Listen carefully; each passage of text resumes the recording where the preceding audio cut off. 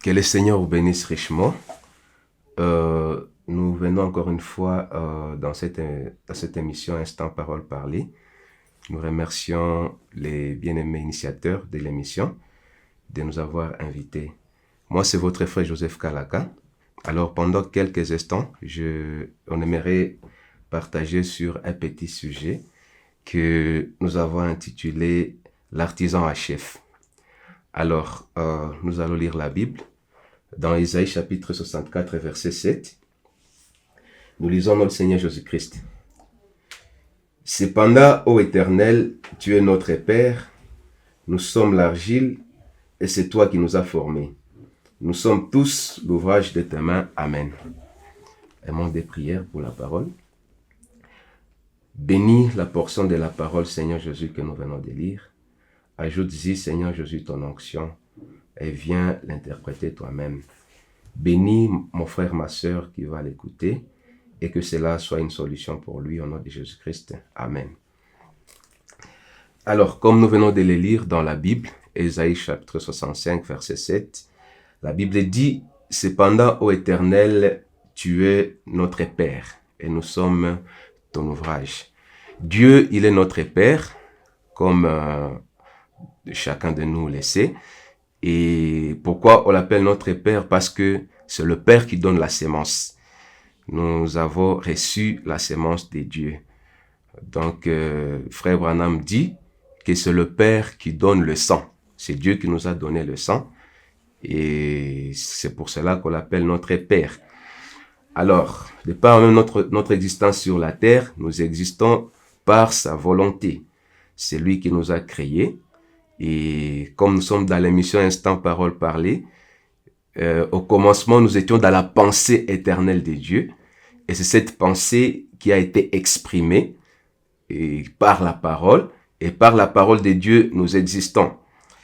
Alors, moi, je suis un tech boy. J'ai toujours voulu y aller avec des citations à l'appui. Alors, Dieu qui est notre Père, et la Bible dit qu'il est aussi notre artisan. Donc nous sommes l'ouvrage de ses mains. Parce que c'est lui qui nous a formés de ses propres mains. Alors, avant de lire la citation du prophète, je vais d'abord donner une petite définition du mot artisan. Un artisan, c'est quelqu'un qui prend une matière donnée, qui est informe et qui le transforme pour lui donner de la valeur, pour lui donner une forme. Alors, pour dire que nous, au début, nous étions comme une matière qui n'a pas de forme. Dieu nous a pris, il nous a façonné, il nous a transformé et nous a donné une forme donnée.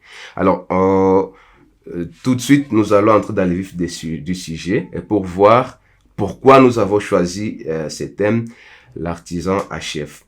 Alors, Frère Branham dit dans la prédication La foi est notre victoire, du 4 octobre 58, le paragraphe 33, il dit ceci.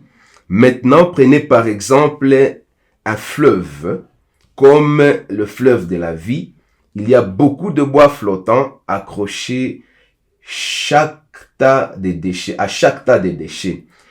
Par contre, le bateau s'avance, lui aussi est fait de bois,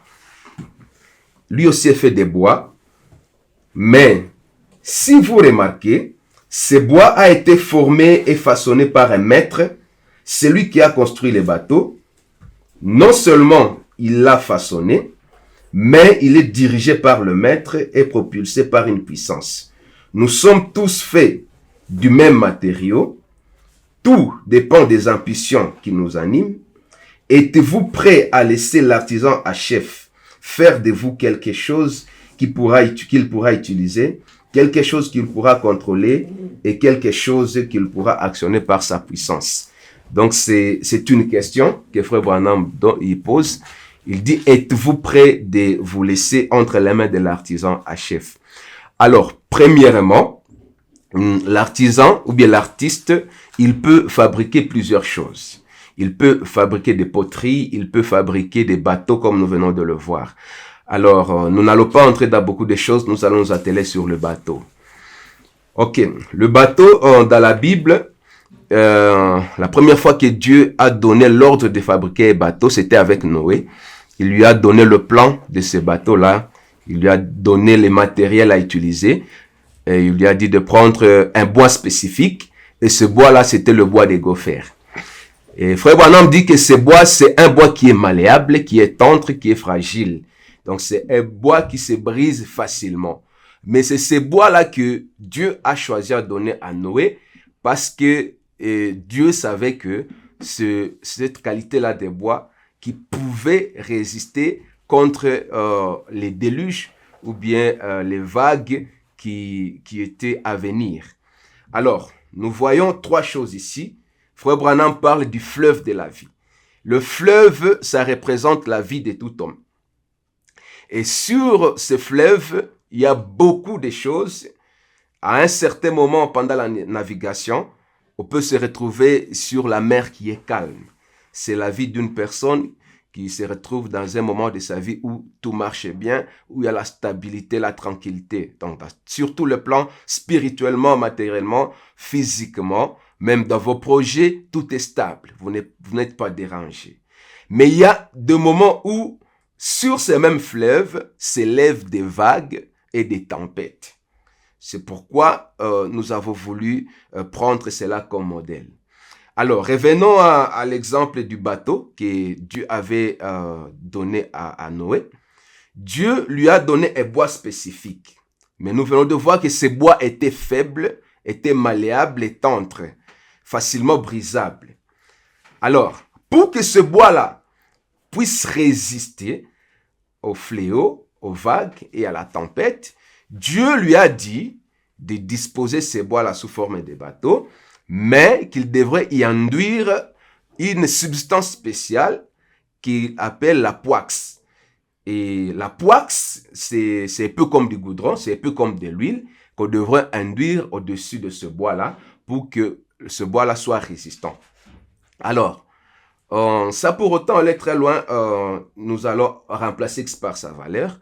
Donc, nous venons de voir que la mer, c'est la vie, et le bois, dans la Bible, a toujours représenté une personne. Donc, le bois dont nous sommes façonnés, c'est le bois des gophers. C'est un bois qui est malléable. Alors, pour que nous soyons résistants dans cet océan solennel de la vie, avec des vagues et des tempêtes, il nous faut une substance spéciale qui doit être enduite sur notre être, qui est un bois faible, pour que nous puissions être résistants et que nous soyons capables de tenir face aux vagues et aux tempêtes de la vie. Alors, Frère Branham dit dans le message l'archétype de Christ que Noé avait reçu l'ordre de chauffer d'abord ce poix parce que c'était une substance qu'il soutirait quelque part. Nous allons le voir. Il lui a dit de chauffer cela pour que cela soit chaud, afin que lorsqu'il sera versé sur le bois, que ce bois-là soit fort et que ce bois-là soit efficace. Alors, la poix, c'est une matière qu'on soutirait de notre bois. Un bois qu'on battait, qu'on écrasait et on soutirait cette huile-là et on les chauffait pour le verser maintenant sur le bois. Alors, Frère Branham dit que le bois qui a été chauffé, le bois qui a été frappé, brisé, c'est le Seigneur Jésus-Christ qui a été brisé à la croix de Golgotha. Et lorsque le Seigneur Jésus-Christ a été battu, de lui est sorti quelque chose de très précieux, de très capital, de très vital pour la vie du chrétien. Et c'est quelque chose-là, c'est son esprit. C'est sa vie, c'est le Saint-Esprit. Alors, nous qui sommes un bois faible, nous qui sommes un bois malléable, il fallait maintenant, pour que nous soyons capables de résister contre les fléaux, contre les vagues et les tempêtes de la vie, que cette substance qui a été tirée du bois qui est Jésus-Christ soit appliquée sur nous pour que nous soyons capables de résister sur cet océan solennel de la vie qui présente des vagues et des tempêtes. Alors, c'est un peu ça l'essentiel du message. Alors, celui qui nous a fait, c'est Dieu. Il nous a fait, comme nous venons de le voir dans la Bible, par ses propres mains.